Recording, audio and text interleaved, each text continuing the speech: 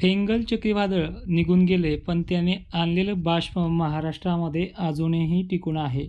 त्यामुळे बऱ्याच भागांमध्ये आज 5 डिसेंबरला कालच्या लाईव्हमध्ये सांगितल्याप्रमाणे धुळी तसेच गरमीची लेवल ही वाढू लागेल. ढगांच्या मोठ्याच्या मोठ्या फळ्या ह्या लवकरच निघू लागतील. 11 ते 12 दरम्यानची ही कंडिशन आपल्याला पाहायला देखील मिळू शकते.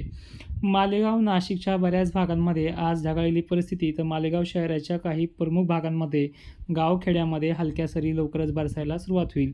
हे वातावरण डायव्हर्ट होण्यासाठी धुळेचा भाग निवडेल. शहादा, नंदुरबार, जळगावच्या उत्तर पश्चिम भागांमध्ये लवकरच दुपारनंतर हजेरीला सुरुवात होईल. नांदेड, लातूरच्याही बहुतांश भागांमध्ये वातावरण हे सक्रिय होण्याच्या मार्गावरती आहे.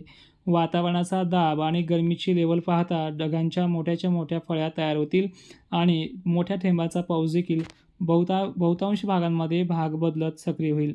सर्वदूर मात्र कंडिशन नाही, जे नेहमी लाईव्हमध्ये सांगितलं आहे की 25% कॅपॅसिटी आहे. त्यातही 3 प्रकार आहेत.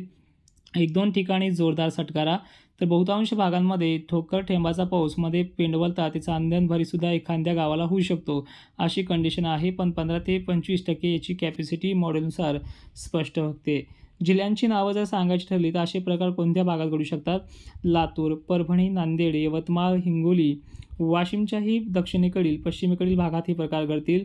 बुलढाणा, लोणार, मेहकर, चिखली या भागातही असे प्रकार आपल्याला पाहायला मिळतील. जालन्यातही घनसावंगी, अंबड, मंठा, परभणीमध्ये सेलू, मानवत, त्यानंतर आष्टी, माजलगाव या परिसरात देखील कंडिशन पाहायला मिळेल. अंबडच्याही बहुतांश भागात आज मोठ्या थेंबाचे शितोडे पडू शकतात. वातावरण ही सिस्टम कार्यरत आहे. त्यानंतर कन्नड, सिल्लोड म्हणजे छत्रपती संभाजीनगरचे हे उत्तरेकडील भाग आहेत. इथे लवकरच ढगांची रेलचेल पाहायला मिळेल. कन्नडच्याही बहुतांश भागांमध्ये आज पेंडवणी पावसाचे देखील चान्सेस आहेत. त्यानंतर अहिल्यादेवीनगर परिसरामध्ये वातावरण हे सक्रिय असेल, पावसाची शक्यता कमी आहे. 1-2 गावांना मात्र मोठा सटकारा होण्याचे चान्सेस देखील त्याच पद्धतीनं आहे. कर्नाटकमध्ये हुबळी, बेळगाव कालच्या लाईव्हमध्ये याचा पूर्णपणे उल्लेख केला आहे. इथे बऱ्याच ठिकाणी जोरदार पावसाचा देखील इशारा आहे. यामध्ये मध्यम स्वरूपाच्या पावसाची तीव्रता 60% वरती येऊन ठेपलेली आहे. तर जोरदारसाठी हे गाव 25% रडावरती येतील. हुबळी, बेळगाव, बिजापूर, पसव कल्याण ते मध्य कर्नाटक एरियाच्यामध्ये समावेश आहे. तर दक्षिण महाराष्ट्राचा विचार करूयात. दक्षिण महाराष्ट्रामध्ये सांगली, कोल्हापूर एरियामध्ये सुद्धा असे प्रकार घडतील. मित्रांनो, आपण पूर्व विदर्भाची देखील पूर्वकल्पना दिली आहे. पूर्व विदर्भात देखील गरमीची लेवल वाढेल. 1-2 ठिकाणी पावसाचा इशारा आहे. 8-9 तारखेनंतर या भागात पुन्हा वातावरण बिघडेल. 7 तारखेच्या पुढे वातावरण बिघडण्यासाठी हा पूर्व विदर्भ देखील पोषक वातावरणासह सक्रिय होणार आहे. त्यानंतर आज संध्याकाळपर्यंत, मध्यरात्रीपर्यंत जळगाव आणि खान्देशचे बहुतांश भाग आज पावसाच्या रडारवरती येतात.